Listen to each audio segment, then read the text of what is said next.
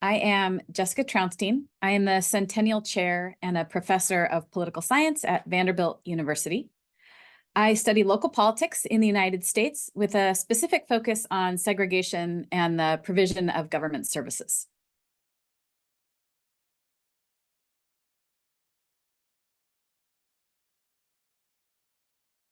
Most metropolitan areas in the United States have seen housing shortages and skyrocketing prices, both for rentals and for mortgages over the last decade.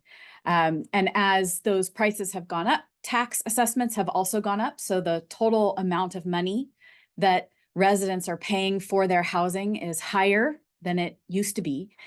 When households pay more than 30% of their income toward housing, the census calls those households cost burdened.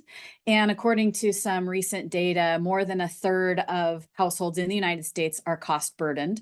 And the figures are even higher for renters than they are for owners. So in some metropolitan areas, greater than 50% of renters are cost burdened.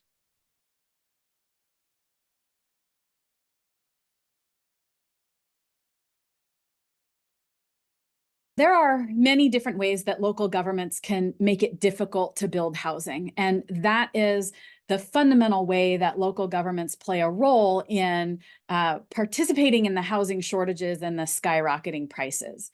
So local governments can do things like implement high fees for development or have cumbersome review processes. They can implement historical overlays or create open space requirements. But the most important way that local governments affect housing shortages is by prohibiting density.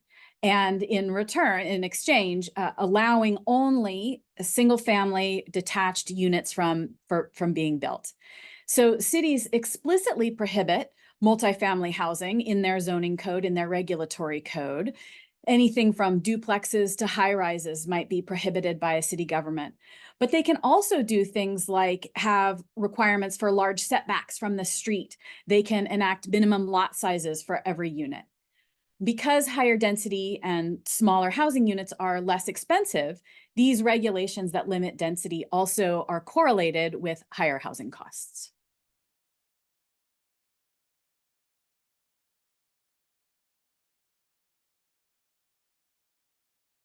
Well, it's true that these regulations were first used 100 years ago. But the current pattern of very restrictive zoning did not really take off across the United States until the 1970s. Land use regulations tend to get layered over time. And what I mean by that is that once a city enacts land use regulations, they don't tend to roll them back. So over time, land use regulations frequently get more and more exclusionary over time, adding more restriction. At the same time, population has increased in major metropolitan areas for a variety of different reasons. At the same time, housing development has slowed. So the market gets squeezed over time. And it is only in recent decades that we've really seen the confluence of all of these events, such that even the price of housing for middle income families can be very high.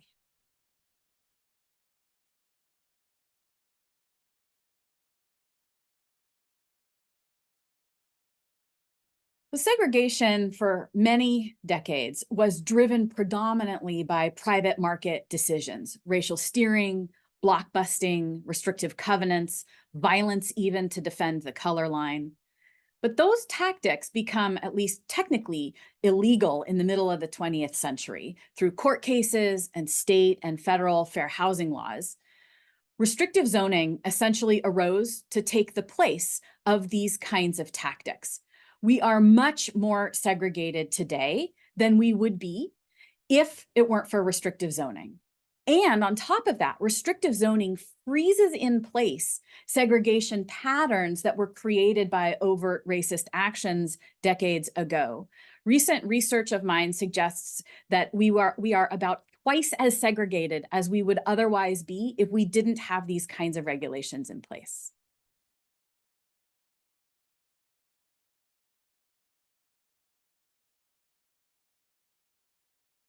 The first strategy that cities can use is to think about having all kinds of housing in every neighborhood. So housing at all ends of the income distribution, all types of housing, all forms of housing, to appeal to a variety of different kinds of people at different income levels. Cities can do things like eliminate parking minimums and expand height restrictions or height limits. Even more dramatically, cities can create public funds for low-income developments. All of these different strategies can be used to both minimize segregation or lessen segregation, as well as increase development in the housing market.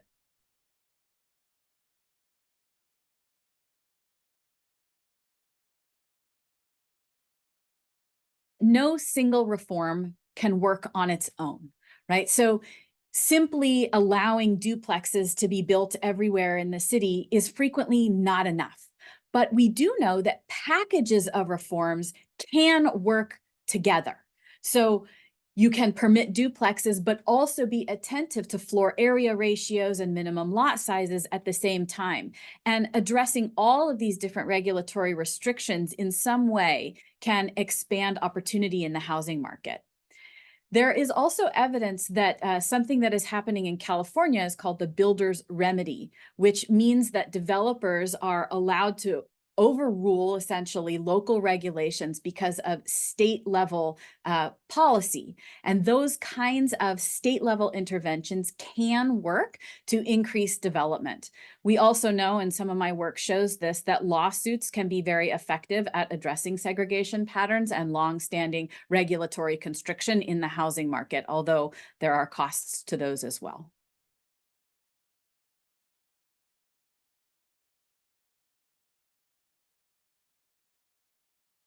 One of the emerging consensuses in the space of housing development is that sprawl, or expanding development further and further away from population density, is in itself harmful to the environment. It causes long commutes. It changes the built environment in ways that we actually understand can be costly for the environment. So increasing density, pulling people back toward the center, is in itself an environmentally friendly kind of policy.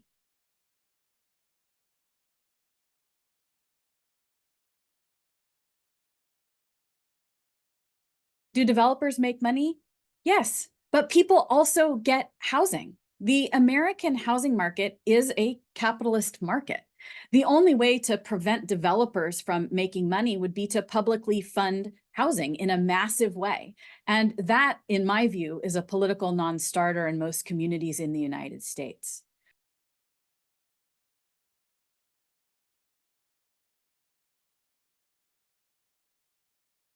It is true historically that neighborhoods witness economic and racial transition, and that marginalized communities are harmed in this process. So one response to the concerns about gentrification is to ensure that marginalized communities are at the table and participating in the conversations about the built environment and about development. What's not clear in the gentrification research more generally is whether or not new development is a cause of gentrification.